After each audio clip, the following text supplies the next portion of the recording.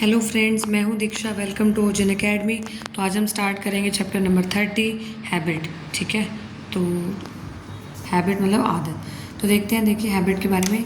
Any regularly repeated behaviour that requires little और no thought and is learn rather than इनेट।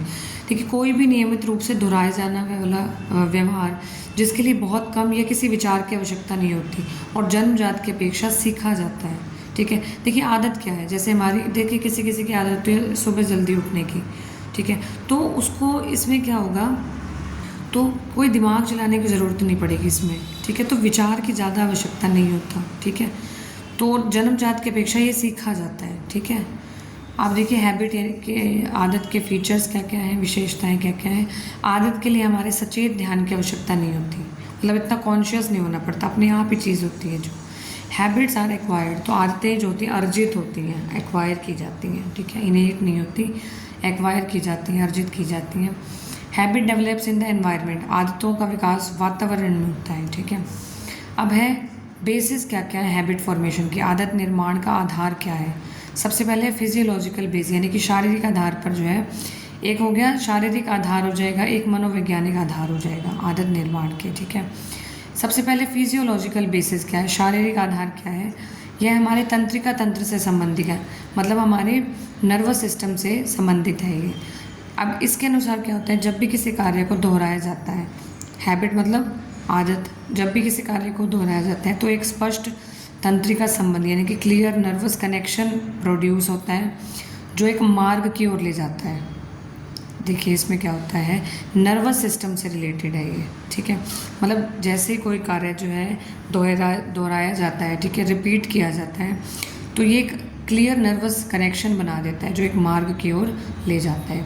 तो इससे क्या होता है, ब्रेन को सिग्नल मिलता है कि ये काम जो है वो रेगुलर बेसिस पे करना है। तो this makes smooth shifting of nervous energy may be from sensory to motor. ठीक है, तो सेंसरी मतलब पहले ब्रेन की तरफ सिग्नल गए, फिर ब्रेन से मसल्स की तरफ सिग्नल आए। ठीक है, तो इस तरह से एक मार्ग जो है वो बनता है। फिर साइकोलॉजिकल बेसिस यानी कि मनोवैज्ञानिक आधार पर, this basis explains that habits are acquired disposition, ये आधार बनाता है कि आदतें जो हैं अर्जित स्वभाव की हैं। ठीक है, अब इस सिद्धांत के अनुसार क्या होता है, किसी व्यक्ति द्वारा प्राप्त किसी भी अधिगम प्रक्रिया को बनाए रखा जाता है। ठीक है, मनोवैज्ञानिक आधार पर है ये कि जो आदतें हैं वो अर्जित स्वभाव की होती हैं। ठीक है, तो इसमें जो है हम मसल्स की बात कर रहे थे कि ब्रेन से मसल्स तक जो है इन्फॉर्मेशन आएगी। ठीक है, तो वो आदत निर्माण का आधार होगी। इसमें मनोवैज्ञानिक आधार, इसमें ये होता है कि हैबिट जो है वो लर्न की जाती है, एक्वायर की जाती है। ठीक है, एनवायरनमेंट में, समझ गए। उसके बाद देखिए जब ये सीखने का अनुभव दोहराया जाता है तो इसे दृढ़तापूर्वक बरकरार रखा जाता है। उसके बाद आदत के प्रकार क्या क्या हैं। ठीक है, मोटर हैबिट्स यानी कि गत्यात्मक आदतें, इंटेलेक्चुअल हैबिट यानी कि बौद्धिक आदतें, हैबिट्स ऑफ करेक्टर यानी कि चरित्र की आदतें। अब देखिए गत्यात्मक आदतें यानी कि मोटर हैबिट्स क्या होती हैं। ये जो हैबिट्स हैं ये रिलेटेड होती हैं मसल से, मस्कुलर एक्टिविटीज़। ठीक है, मांसपेशियों से जो है रिलेटेड होती हैं ये। ठीक है, जैसे कि सिटिंग यानी कि बैठना, रनिंग यानी कि दौड़ना, वॉकिंग चलना। फिर बौद्धिक आदतें आती हैं, ये मनोवैज्ञानिक प्रक्रिया से संबंधित आदतें हैं। ठीक है, बौद्धिक इंटेलेक्चुअल हैबिट्स, तो ये देखिए ये मनोवैज्ञानिक प्रक्रिया से संबंधित आदतें हैं जिनके लिए हमारी बौद्धिक क्षमताओं की आवश्यकता होती है। तो यहाँ कॉग्निटिव पार्ट इन्वॉल्व होगा। ठीक है, संज्ञानात्मक पार्ट जैसे कि लॉजिकल थिंकिंग, गुड ऑब्जर्वेशन। ठीक है, फिर हैबिट ऑफ करेक्टर यानी कि चरित्र की आदतें। These habits will have a sense of feeling and emotions, इन आदतों में क्या होता है, भावनाओं और संवेगों का सार होता है। जैसे कि दूसरों की हेल्प करना, जो जिनको ज़रूरत है, लोगों पर विश्वास करना। ठीक है, तो वो होती है इसमें। फिर आता है चैप्टर नंबर 31 यानी कि इमोशंस, संवेग। अब इमोशन क्या होता है। ठीक है, इमोशन में फीलिंग भी होती है, thinking, activation of nervous system, physiological changes and behavioural changes such as facial expression. तो संवेग में भावना, चिंतन, तंत्रिका तंत्र की सक्रियता, शारीरिक परिवर्तन और चेहरे के भाव, ये ऐसे व्यवहारिक परिवर्तन शामिल होते हैं। अब जो इमोशन होता है, संवेग इनेट होता है यानी कि जन्मजात होते हैं। तो संवेग क्या होते हैं, जन्मजात होते हैं। इमोशन परमानेंट नहीं होते एक तो, और ये चेंज करते रहते हैं। ठीक है, चेंज होते रहते हैं। और वॉटसन के अकॉर्डिंग जो है 3 तरह के इमोशन जो है न्यू बॉर्न बेबी में पाए जाते हैं। ठीक है, जन्मजात बच्चे। ठीक है, फियर, एंगर और अफेक्शन, भय, क्रोध और स्नेह, भय, क्रोध और स्नेह, फियर, एंगर और अफेक्शन। तो फियर, एंगर और अफेक्शन, भय, क्रोध और स्नेह, ठीक है। तो बच्चे में जो है जन्मजात ही जो है ये तीन जो इमोशन पाए जाते हैं, भय, क्रोध और स्नेह। तो टाइप्स ऑफ इमोशन, इमोशंस के टाइप क्या है? एक होते हैं पॉजिटिव इमोशन, एक होते हैं नेगेटिव इमोशन, सकारात्मक संवेग और नकारात्मक संवेग। तो सकारात्मक संवेग में आते हैं हैप्पीनेस, जॉय, इंटरेस्ट। तो जो पॉजिटिव चीज़ें होंगी ना, जैसे खुशी हो गया, हर्ष, रुचि होगी, क्यूरियोसिटी होगी, एक्साइटमेंट, ग्रेटिट्यूड हो गया, ठीक है, कृतज्ञता। और नेगेटिव चीज़ें होगी तो नेगेटिव इमोशंस में जाएंगी, जैसे सैडनेस, ठीक है, उदासी हो गया, क्रोध हो गया, भय हो गया, लोनलीनेस, जेलसी, रिजेक्शन, ठीक है। तो ये नेगेटिव इमोशन है। फिर आता है इमोशनल इंटेलिजेंस, यानी कि संवेगात्मक बुद्धि। संवेगात्मक बुद्धि संवेगों को देखने, नियंत्रित करने और मूल्यांकन करने की क्षमता को संदर्भित करती है। इसमें मतलब इमोशंस को हम देख भी सकते हैं, नियंत्रित भी कर सकते हैं, उनका मूल्यांकन भी कर सकते हैं। अब इमोशनल इंटेलिजेंस की वर्ड किसने दिया था? सबसे पहले जॉन मेयर और पीटर स्लोवे ने दिया था 1990 में। फेमस इमोशनल इंटेलिजेंस साइकोलॉजिस्ट कौन है? Daniel Goleman. और गोलमैन ने जो है 5 की एलिमेंट्स दिए इमोशनल इंटेलिजेंस में, ठीक है। कौन कौन से?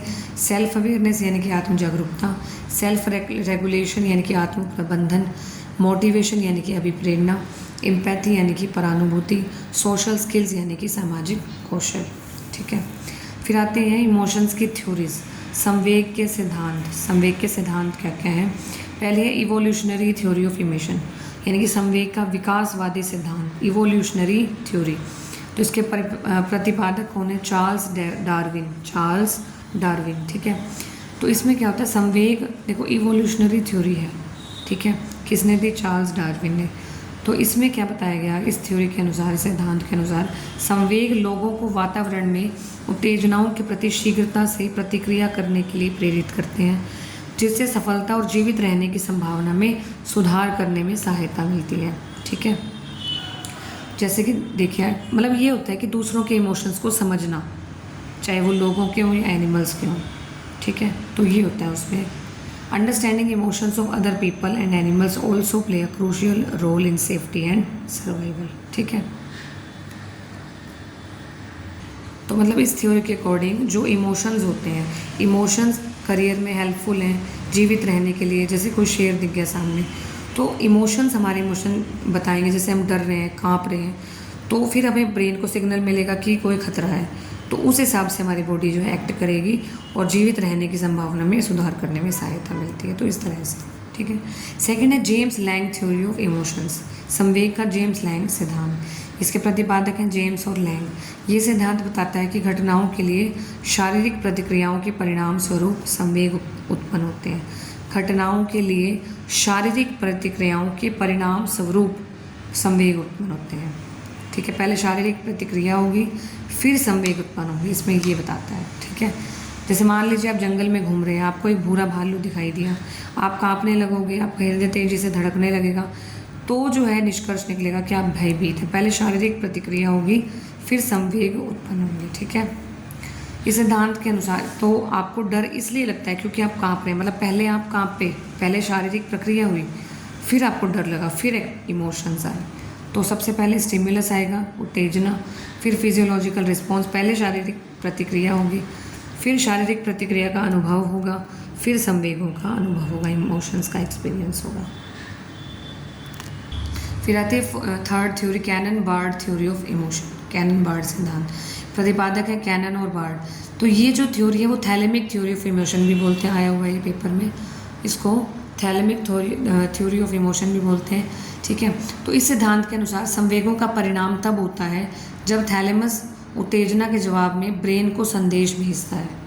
सबसे पहले ब्रेन को संदेश भेजेगा कौन सा पार्ट? थैलेमस, ठीक है, ब्रेन का पार्ट है ये, जिसके परिणाम स्वरूप एक शारीरिक प्रतिक्रिया होगी, ठीक है। साथ ही ब्रेन भी संवेगात्मक अनुभव को ट्रिगर करने वाले संकेत प्राप्त करता है। इसमें देखो क्या है main, this theory suggest that physical and psychological experience of emotion happen at same time. मतलब एक ही टाइम पे उत्तेजना होगी, एक ही टाइम पे संवेग होंगे, एक ही टाइम पे होगा, तो हम संवेगों को महसूस करते हैं। एग्जाम्पल है इसका, जैसे हम संवेगों को महसूस भी कर रहे हैं और एक साथ पसीना, कांपना, मांसपेशियों में तनाव जैसी शारीरिक प्रतिक्रियाओं का अनुभव करेंगे। मतलब शारीरिक प्रतिक्रिया भी हुई, इमोशन भी, और दोनों सेम टाइम पे हुए, ठीक है। तो सबसे पहले घटना हुई, तो अराउजल और इमोशन जो है वो सेम टाइम पे हुए, एक ही टाइम पे होगा। उसमें क्या था, जो हमने पहले वाली थ्योरी की कि पहले फिजियोलॉजिकल जो है रिस्पॉन्स होगा, उसके बाद क्या होंगे, इमोशंस होंगे। इसमें एक ही टाइम पे होंगे, ठीक है। फिर sketcher singer theory, sketcher singer सिद्धांत, इसको 2 फैक्टर थ्योरी भी बोलते हैं इमोशंस की, ठीक है। ये सिद्धांत बताता है कि शारीरिक उत्तेजना पहले होती है, फिर व्यक्ति को इस उत्तेजना के कारण की पहचान करनी चाहिए और इसे एक संवेग के रूप में लेबल करना चाहिए। तो पहले इवेंट यानी कि घटना होगी, फिर अराउजल यानी कि उत्तेजना, फिर रीजनिंग, फिर इमोशन, ठीक है। फिफ्थ है कॉग्निटिव अप्रेजल थ्योरी, संज्ञानात्मक मूल्यांकन सिद्धांत, इसको लेजरस थ्योरी भी बोलते हैं, लेजर सिद्धांत बोलते हैं। अब इस सिद्धांत के अनुसार घटनाओं के क्रम में पहले एक उत्तेजना शामिल होती है, उसके बाद विचार होता है, थॉट होगी, फिर शारीरिक प्रतिक्रिया होगी, फिर संवेग होंगे। मतलब पहले स्टिमुलस, फिर थॉट, फिर फिजियोलॉजिकल एक्सपीरियंस, फिर इमोशन। जैसे एग्जांपल है कि अगर आपको कोई बेयर दिखा वुड्स में, ठीक है, जंगल में कोई भालू दिखाई दिया, तो you might immediately begin to think, तो सबसे पहले आप सोचोगे कि आप खतरे में हैं। फिर this then leads to emotional experience of fear, ठीक है। तो ये इमोशनल एक्सपीरियंस होगा। Then physical reactions associated with fight और फ्लाइट रिस्पॉन्स, फिर आप सोचोगे कि क्या करना है, ठीक है। तो इसी के साथ आपकी जो साइकोलॉजी की जो सीरीज़ है वो ख़त्म होती है। आई होप आपको ये जो कंप्लीट साइकोलॉजी है वो पसंद आई होगी। तो मिलते हैं नेक्स्ट वीडियो में। Bye bye.